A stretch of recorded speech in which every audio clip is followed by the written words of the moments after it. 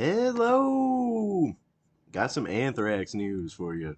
We haven't covered Anthrax on the channel yet, but some fans of the channel sent me this article from Blabbermouth where Frank Bello says the new Anthrax album is going to, quote, step up the heaviness. All right.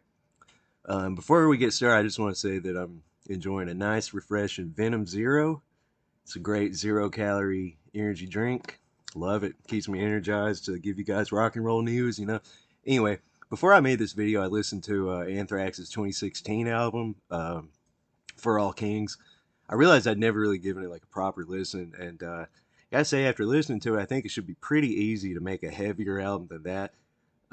Surprisingly, man, a lot of it sounded almost like mainstream rock, like mainstream radio rock, man, with like kind of a metal-ish edge to it. I mean, Anthrax was never exactly like a brutal band or anything, but man, I was just not really into this at all.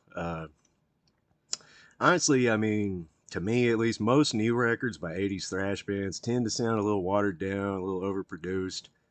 The material usually comes across better live because old bands love that like modern brick walled production that makes everything sound like just kind of unheavy.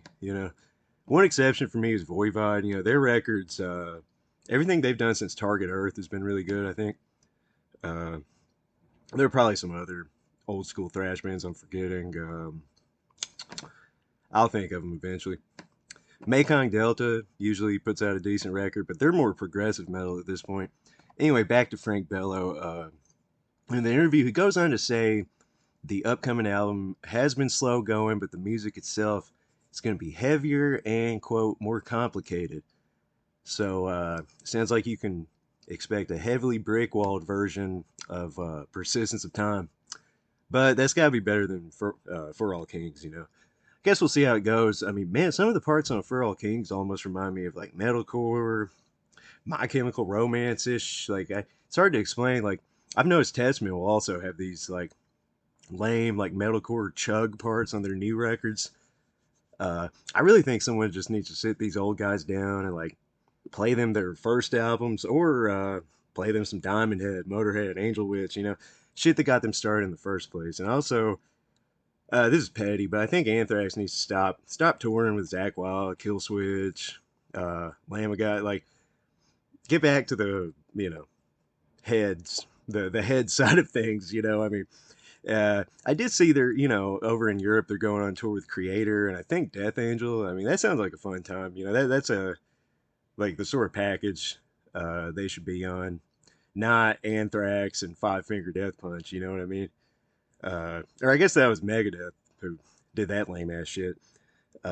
Creator's another band that have commercialized their sound a bit, gone for more melodic metal thing. I'm not even going to share my opinion on those because my favorite Creator album is Endless Pain, so that should probably tell you how I feel about their new shit. But when I saw them opening for Merciful Fate, man, the new material sounded a lot better live.